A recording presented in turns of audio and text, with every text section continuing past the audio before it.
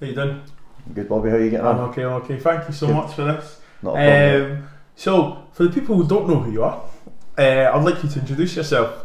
So I'm McKay, manager of Tollcross Thistle, Edinburgh based amateur team. Brilliant. How's pre-season? Different. Do you know what? It's been really different. I think Okay.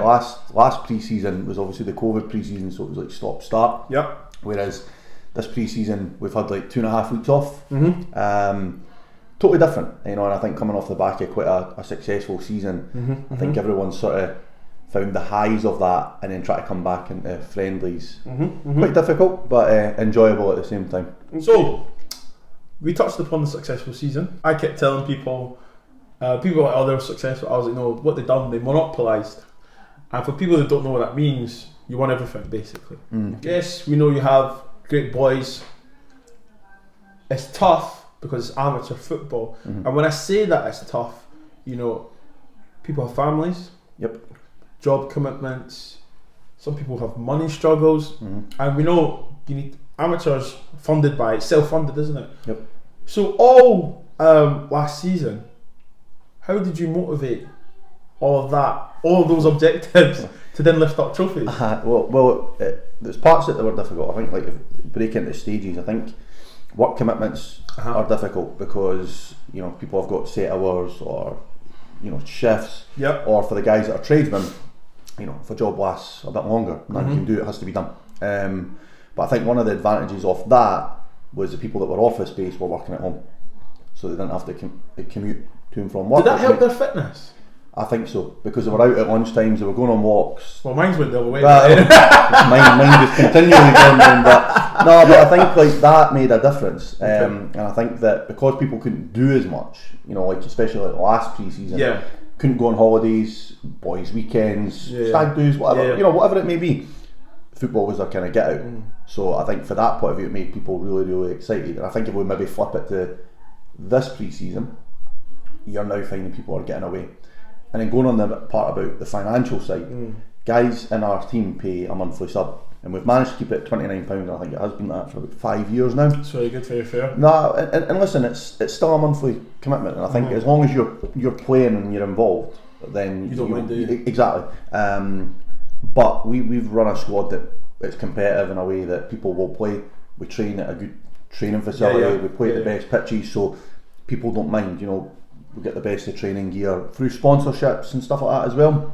Feel free to mention them. Yeah, well, David Smith, but I think if you look at the gear, it's all the best of stuff. So I think people look at it and go, right, I want to be there, and I'm proud to be part of it. And I think that kind of flips on the part about the amateur part.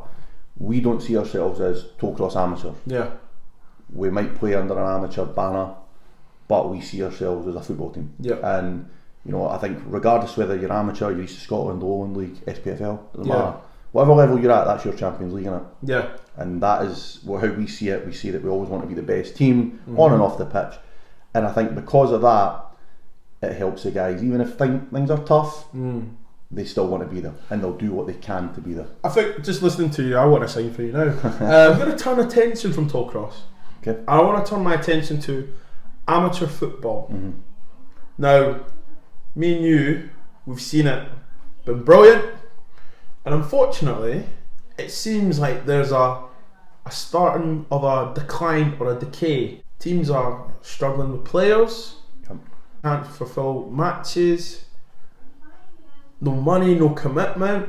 I mean, from your perspective, what's going on?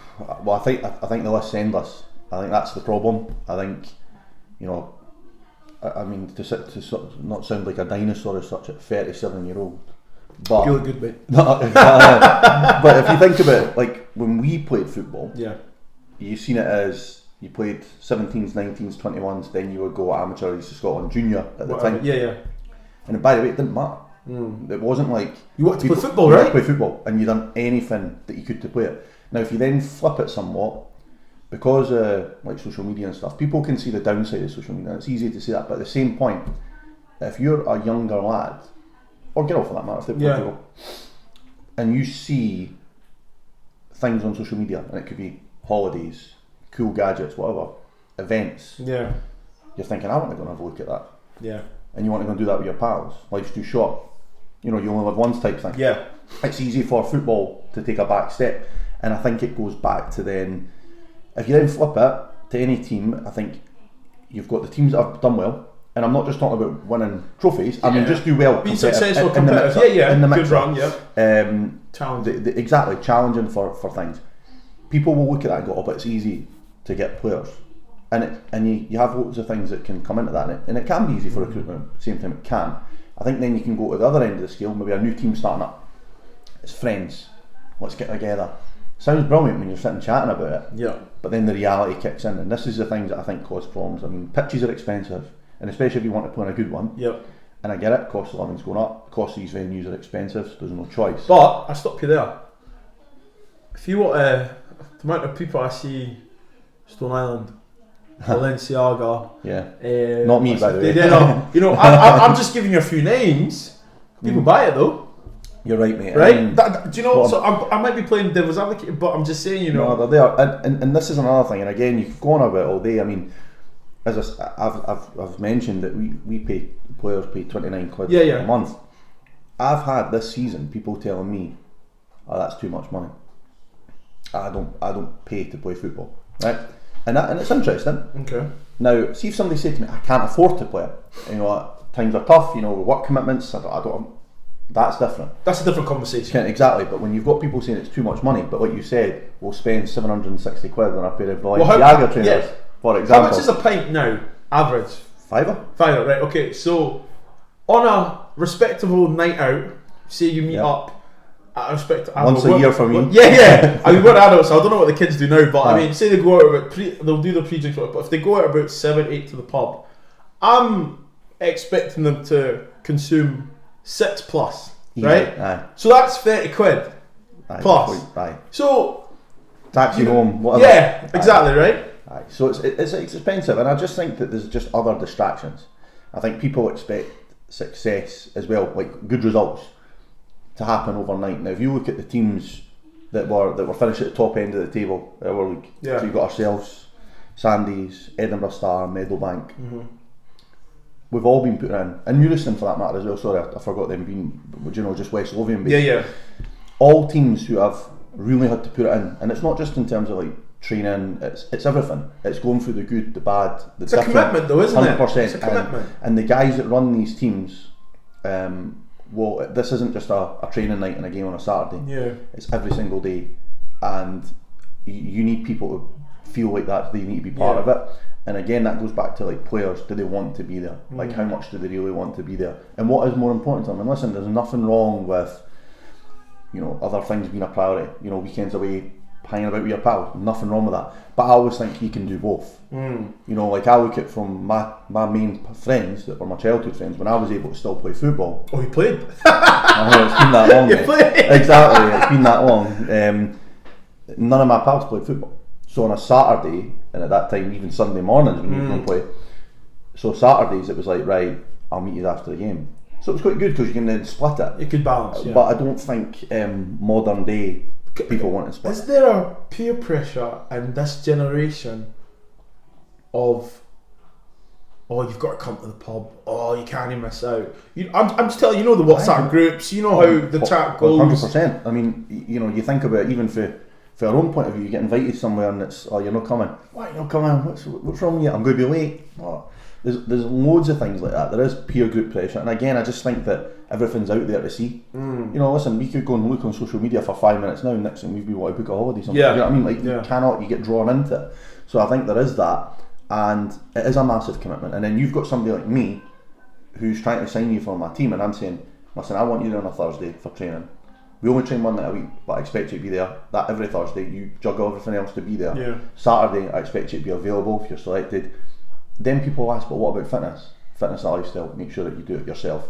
Whether it's gym, runs, walks, exactly. Whatever it if is. You want to be able to play, and if the way I see it is this, if I've got that duration of time on a Thursday night to show yourself or the gaffer respectively, and with any team, to be sharp, to be in and out, winning my spreads, just training hard. It's not the onus is on to the player, isn't it? Boy 100%. Or girl, to then, for example, listen, everyone knows about the culture after the game. They go for a pint, blah blah blah. But if you know it's not good for your body and you don't do it, you know. Well, that's an interesting one. Like, you know, the sort of the pub thing. Yeah. I mean, even like when I first started, that was kind of like the go-to, get a pub to sponsor you and go back. Yeah. But what we done, we actually went away the opposite way, and really it was like saying again, it was a commitment that I felt that was unnecessary. Not the drinking part. Like, listen, people can have a beer. Yeah, whatever. That doesn't matter. It's more about, it was the commitment after a game, because I was finding, right, the guys that were a bit older than me at the time, that had kids, like, I need to go and pick them up. Fair enough. You maybe had the people that were still at uni or studying. Yeah. I need to go and do that. People that have a second job, I need to get home, get changed, go to work. So you were like, right, it's the same 4, 5, 6 guys that were there, and then they would maybe get a wee bit peed off, because. So I thought, you know what, let's do away with that. Now, don't get me wrong, the pub sponsor money used to be quite good, but I just started looking at other ways of being like, right, how could we make that money without people like having to do much? That's very interesting. Okay. Like, you know, so we do like last man standings and stuff or even just like, you know, you would do the auction items, kind of like the football tops. Top. Now, even if you think you buy a football top, and what they're now £50 or something, that's quite pricey. Like, I mean, the Rangers top is. I'm only saying Rangers because obviously your colour. It's a nice blue. That was the missus picked that, not me. She's a good woman. £65. Well, there you go. So even at that, let's just say £65. You get the Rangers guys to sign it, and even if you go on auction and say you get £100, just for argument's sake, you're still up. As long as you're up every time when you look at it, you can sort of distribute it in a way that to help. And you know, you have to kind of run it like a business. And it's a horrible way, because like that's the way football is now, but you have to. But we said this earlier in the interview. We said that it is a self-funded sport, isn't it? So it is a business, and if you're up, brilliant. You know, it's happy days. But I think the commitment. I'm gonna use that word a lot today. The commitment is very key, because I think once you see good training gear. Training on decent facilities, you don't want that to go away. No. So well, if you take a drop, yeah, exactly. So then then it's a big ask. So you know the reasons why people aren't in the team. You know, I've been there that many times now, and there is only so many things you can say. And also, I've been at the other side of it, especially like when I was coming back for the injuries and trying to play. And even though the reality is, I knew I couldn't. Yeah. And I remember back to that, and I remember that particular manager at the time saying to me, we're just giving people a chance, and the shite rubbish excuses that was coming out at that point. And I'm thinking, going, just be honest here. Now, I'd already started my coaching badges, and I'm like, you're not playing me because you think I'm going to break down. And the reality probably was. Yeah. Now, you could say it kind of sparing my feelings somewhat, maybe. Football's a cutthroat business. Of course it is. So we've actually changed it a wee bit. So how we do it, and it's interesting, and you know, you're still playing. Yeah. Well, trying to. There's me trying to be nice here. But no, so what we do is we basically say, listen, when the squad's named, that's the squad. If there's a reason why you're not in it, in terms of ability or something that you've done wrong, we will tell you. Otherwise, kind of leave it. Because the reality is, I mean, we've been there. You know, even like I look at last season, you know, with especially like cup final, it's maybe 50-50 between a couple of players. You're literally waking up in the morning thinking, right, who am I going with? Because that's why I miss being a goalkeeper. And I mean, if you're getting dropped for a player, but no, I mean, and that's the thing, because there's so many good players, good people as well. You know, because when you're signing people, you want to make sure that they're going to be a fit, and you don't want to let them down. Yeah. And we've had that even now. You know, you look at the Scottish Cup game. You could only put 16 guys in that squad. Tough. Exactly. Heartbreaking. Yeah. And you know, you've covered it all there, and it's tough. That's why you want the level of commitment, because 100%. Look, you do your job, I'll do mine. If you're fair to me, I'll be fair to you. And when you don't get that, it's frustrating. You know, frustrating. So we've seen all through the levels. We've seen new teams come. We've seen new teams fold. How can we, as a community, help these new teams and help sustain Leifa, the amateur teams? It's difficult because, I mean, I think, like we've touched on, people's mentalities have shifted. They have shifted. It's a different generation. It is a different generation, and priorities change, right? But at the same point, I still look at you've still got those other guys that were there. Yeah. Now, there is an element of saying is there too many teams in Edinburgh. I mean, if you think even just in the vicinity here, how many teams you got? What, 2 Musselburgh teams? Two Barcelona, Newcastle Hall, Sandys. Jesus, yeah. You know, all within a 1.5 mile, 2 mile radius each other. Now, don't get me wrong, those teams I've just used as an example, they seem to be doing quite well numbers wise, but that could easily change. And you know, and then there's a point going, right, well, who do we get? Because then you're going after the same players because they stay. And then I've got to say it. Then the conversation changes, doesn't it? Of course. Boots. Aye. Pound notes. It does happen.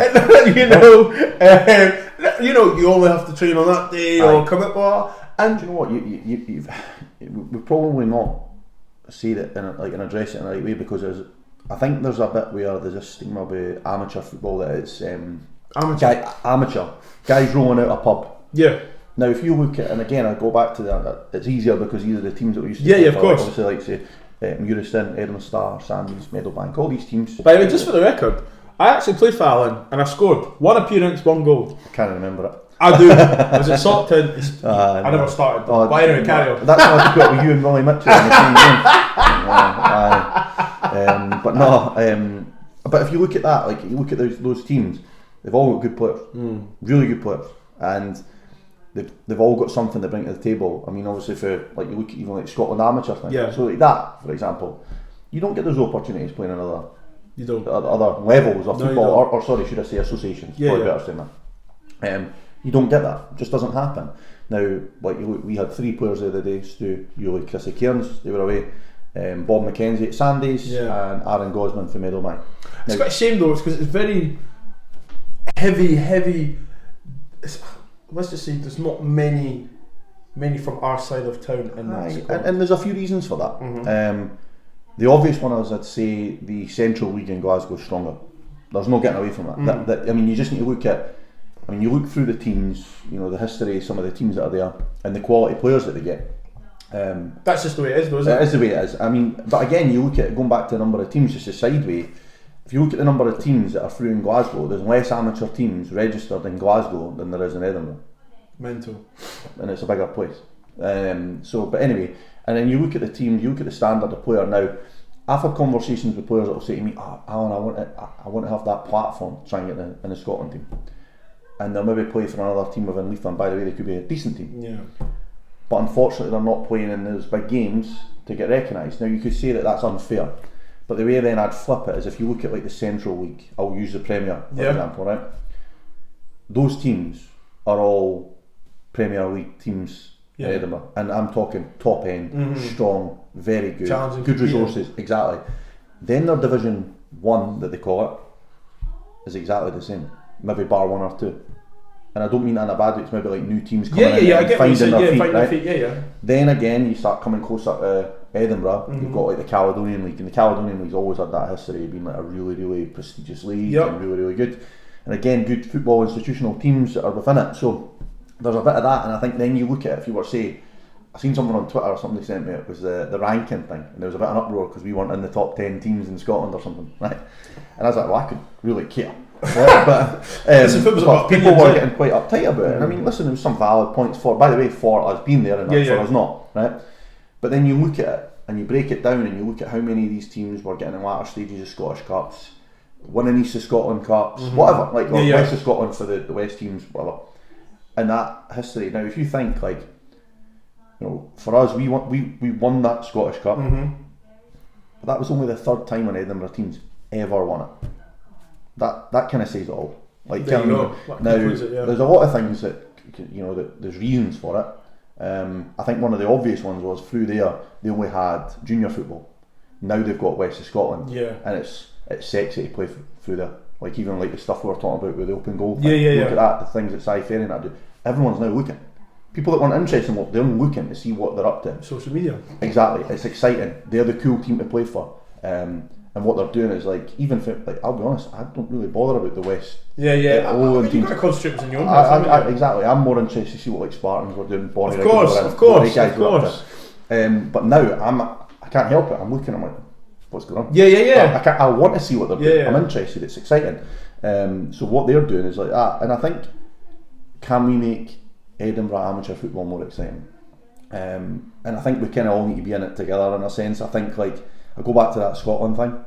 How many people even know about it? I feel for the guys trying to set up a team, and then obviously they get let and stuff. There needs to be like I don't know the answer. I don't think you have the answer just now. Nah, I think it'll be it's very difficult to get an answer. I think, like, going back to when I was saying about the teams in it together, can we celebrate our successes a bit more, like in terms of like the Scotland stuff, UEFA Select, you know, in the select team? Because I think there's always that part where, I mean, I remember when I done it, and it was like you're only picking players, and it was one of the games we got to a final when we won the inter-regions, which was ridiculous. The only time we've won it, and on the day of the game, 4 players pulled out, so I had to get 4 players from my team. But the response wasn't, "That's out of order, boys pulling out." "Oh, you've called up guys for your own team." I'm like, well, I didn't have a choice. Well, who are you? At the end of the day, you've went for what you knew and you can trust. Exactly. So listen. Unfortunately, you can tell someone the sky's blue. Someone will tell you different. So we're going to conclude. Just going to conclude on Tollcross. There's probably a target on your back because obviously you're successful. How are you going to deal with that pressure, and what can we expect from Tollcross this season? I think in terms of dealing with it, I think the momentum from last year when it was like game after game, it was big games against good teams. I think you want to try and carry that on. And we've tried to be quite different with like the pre-season games. We've taken on different styles of teams, you know, and we've also, like, you'll probably see our social medias went a bit more low key. And the reason for that is let's just try and enjoy stuff again. Try and like take it away and it's not even a pressure, because friendlies, people, do you know what, actually, if people say friendlies don't matter, they do matter. They do matter, of course they do matter. They give you a platform. Yes. They give you a platform, and positive results breeds confidence. Bad results, you're thinking, can I take something from it? Has there been good parts of you? Maybe the changes, because I mean, we've been playing games and playing 45-minute teams, because I mean, the guys, it's about getting them games. To answer what to expect, to be brutally honest, I turn around and say to the guys, we've also got the current group, the new players that have come in, we're going after it. We've got to go after it. And do you know what? Hopefully we can, but at the same point, I know all the other guys that are at the rival teams. Yeah, but that's what I said. They're going to want to do the same, and that's the challenge. And you know what? We look forward to it, and I think that, you know what, there'll be loads of good games. I think everyone, like the game that everyone looks to is always us and Sandy's. That is the big game. That's the derby, isn't it? Well, it is, and you know what? It's a derby based on success. Exactly. Like, you know what I mean? Like, we play them, you know, and the respect for them's there. Like, you know, I'm glad you said that. 100%. I'm glad you said that. They are, they're a top team. They've been through, you know, they've had it hard. They've lost players. They've had to replace them. You know, they're a good side. And you know, even last season, like, people might say they didn't have a great season or whatever, right? But I mean, they were only a few points off, and a few points can change. You know, if you think that's a draw here and there over a season, a long season. And you know, they still won one of the trophies as well at the start of the year, I think it was. They've got good players, right? And I mean, as I say, Bob's in the Scotland, good player, good lad as well. You know, I expect him to be good. Edinburgh Star came close, obviously a few of the boys here that we both know. Good side. I'd expect him to kick on a little bit.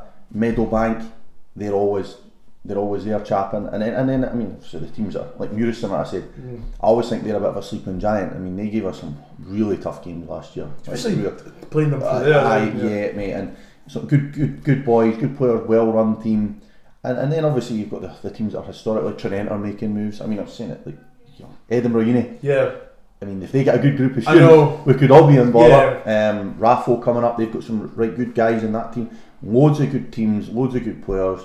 But everyone wants to beat Tollcross. I believe so. I believe so, mate. So, but listen, I'd rather be in that position. Do you know what? I'd rather be in a position where we've put ourselves that we're a team to beat, that people want to beat us. Because it means you're doing something right. I wish you all the best. Cheers, mate. Thank you very much.